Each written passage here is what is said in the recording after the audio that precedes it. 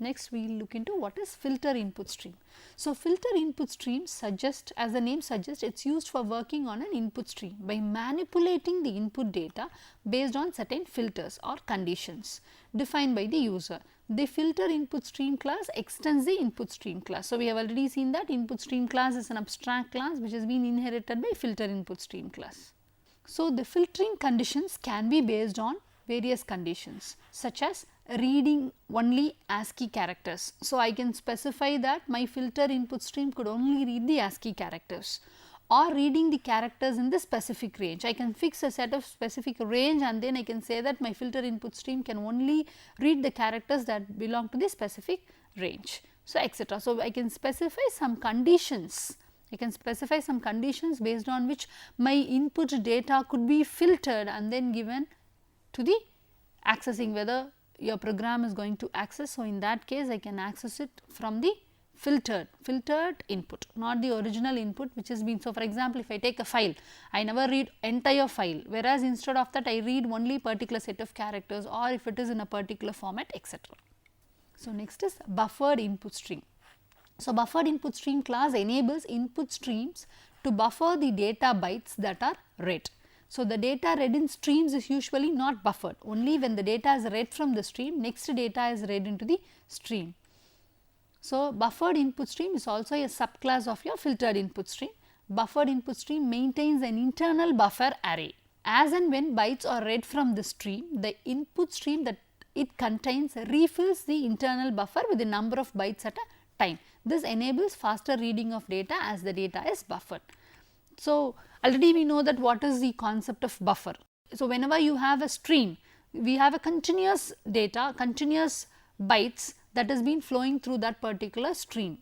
Whereas, in case if I want to have till the end of the line or till some particular delimiter, so in that case I can buffer the data and then I can access it. So, this normally used for optimizing your reading process, input process as well as your output process. Similarly, your buffer input stream is used here in order to read an entire buffer. So, there will be an intermediate buffer where your data will get buffered, and then once I call the method for buffer, so the entire buffer data will be given to you in case if it is an input buffer. So, buffered input stream. So, here I am taking rguess as the parameter. So, I have to provide the file name. So, if I am not providing the file name, so then here I have access the file name. So, if I do not have any input parameter, that is my command line argument, so then I can say that I should give the file name. So, there should be for sure one file name. So, that file name is used as the parameter in order to create a file input stream. So, already we have seen what is file input stream.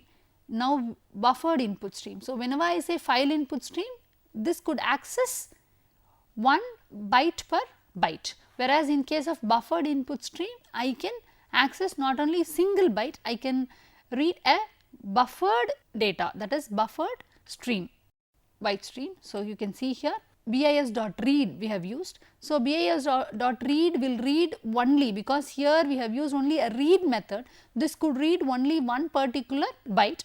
So, that byte will be in form of integer. I am checking whether that integer is not equal to -1. So, -1 always refers to the end, that we have reached the end of the stream. Here /n is used and then I am counting the number of lines. So, /n gives you the end of line. So, I am counting it.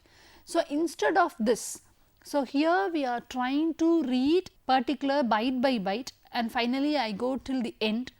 And then I count the number of lines using my new line character. So, instead of this we also have a method called bis.read line. So, whenever I say read line, so it means that automatically it reads till the end of the line.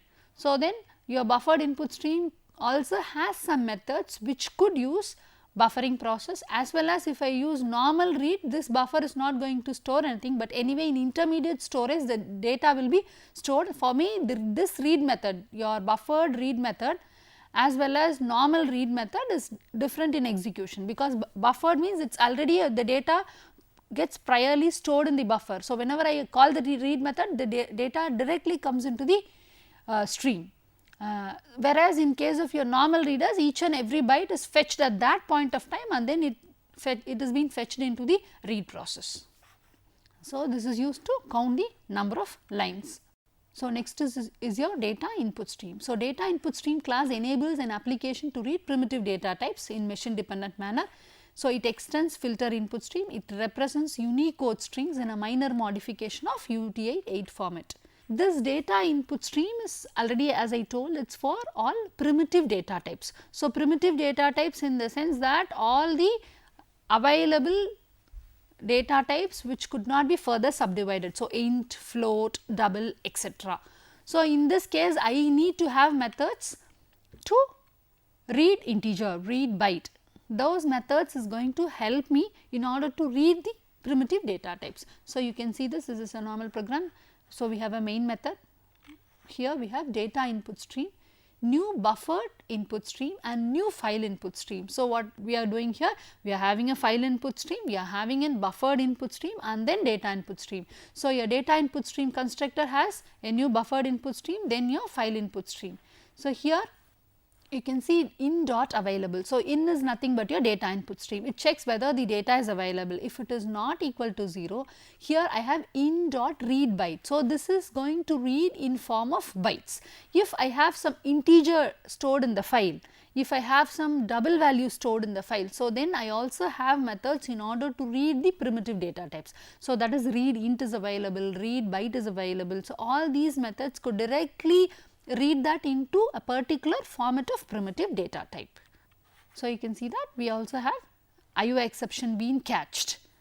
So, it means that whenever I am trying to open a set of file, so in that case what we will do is we will try to find out whether that file could not be found. Yes, of course. Next is whether I am trying to open the stream could not be open. Any problems or issues in case of your input output.